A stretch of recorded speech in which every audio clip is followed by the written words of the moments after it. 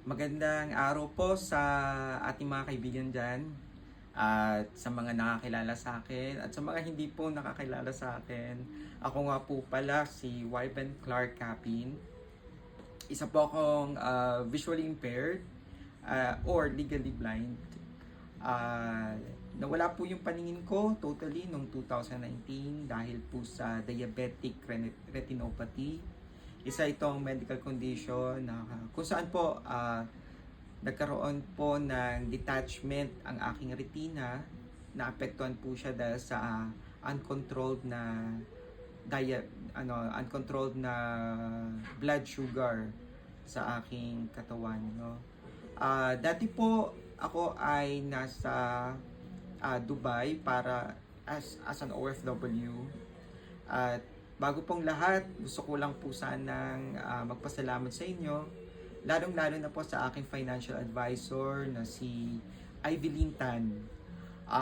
Dahil po sa kanya, talagang malaking pong tulong sa akin at sa aking pamilya. At hindi po ako nagsisi sa kanyang mga sinabi noon bago po ako kumuha ng Sun Life of Canada na insurance package.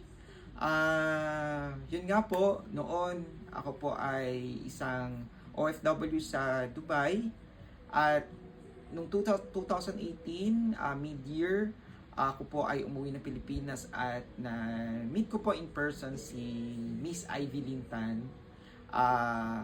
Noon, marami na pong nagko-convince sa akin na kumuha ng insurance, lalo na nung time na bata-bata pa ako. Pero hindi ko po siya mabigyan ng prioridad dahil limitado lang yung aking finances. Kasi yung pera ko kailangan ipadala sa Pilipinas at iba pa yung mga gastusin ko sa Dubai tulad ng bahay, pagkain at yung mga personal kong pangangailangan. So wala talaga sa plano ko kumuha ng insurance. Pero dahil na-convince po ako na aking kaibigan na si Dennis at lalo na po ang si Ivy Lintan na aking financial advisor, naintindihan ko po ang benepisyo ng Sun Life or ng insurance po na package na in-offer niya sa akin. Noong 2019, pumirma po ako ng plan sa kanya. Tapos, makalipas po ang ilang buwan, noong 2019, unfortunately, ako po ay nauwi ng Pilipinas dahil nga po sa karamdaman ko ito. Dumaan po ako ng 4 na operasyon pero naging unsuccessful po ang aking ang resulta ng surgery po. Dahil po doon, nawalan ako ng trabaho, ng income, kaya hindi na po ako nakakapaghulog sa Sun Life ko. Akala ko mawawala na lang siya.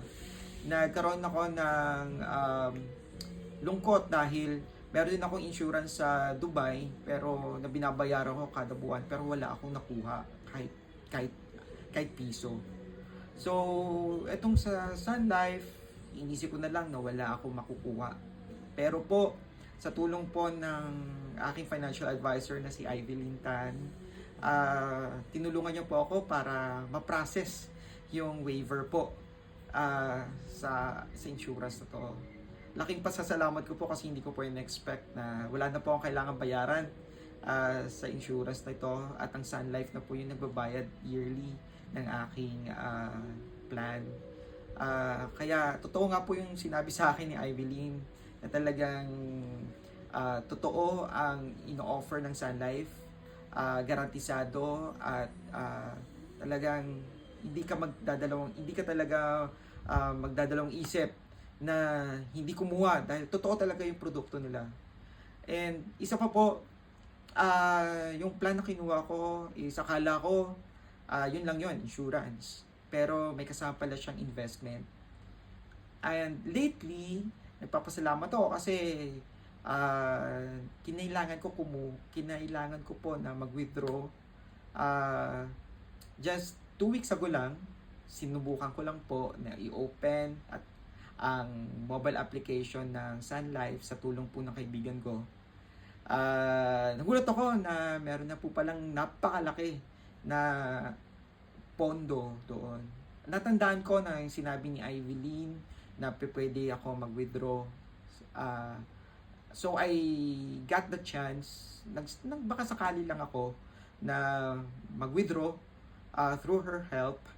And yun, I'm so blessed kasi hindi ko inaasahan na pumasok talaga siya sa aking bank account sa video.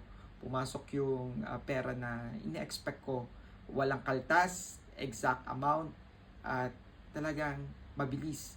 Maraming salamat talaga kay Evelyn kasi malaking tulong siya sa akin, lalo na sa aking pamilya na talagang financially kailangan sa panahon na to.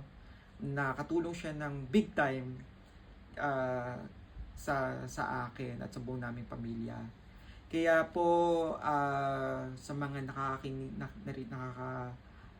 nakikinig sa akin at nanonood, gusto ko po sanang ipakilala sa inyo, introduce ang aking financial advisor na si Evelyn Tan para mabigyan po kayo ng overview at maipaliwanag po ang benefits po ng insurance ng Sun Life. And hindi po ako nagsisisi na kumuha ako ng Sun Life. Isa po itong blessing ng Panginoon. Papasalamat ako kasi kung hindi ko siya nakilala, hindi po ako mabibigyan ng ganitong klaseng napakagandang benefits ng Sun Life. So hanggang sa susunod po na sana po kayo rin magkaroon ng Sun Life na insurance, dahil hindi po natin alam ang pwede mangyari sa susunod na mga araw. Kasi nung panahon nga, nung ako po ay OFW, pakiramdam ko napakalakas ko at malabo na magkasakit. Pero dumating ang isang hindi inaasahang problema na nagbago ng buhay ko. So ito po ang tumulong sa akin ngayon, ang Sun Life, at secured na po ang aking kinabukasan dahil po sa kumpanyang ito.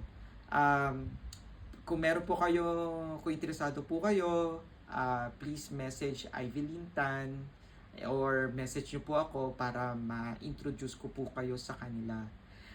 Maraming salamat po and God bless po sa inyong lahat.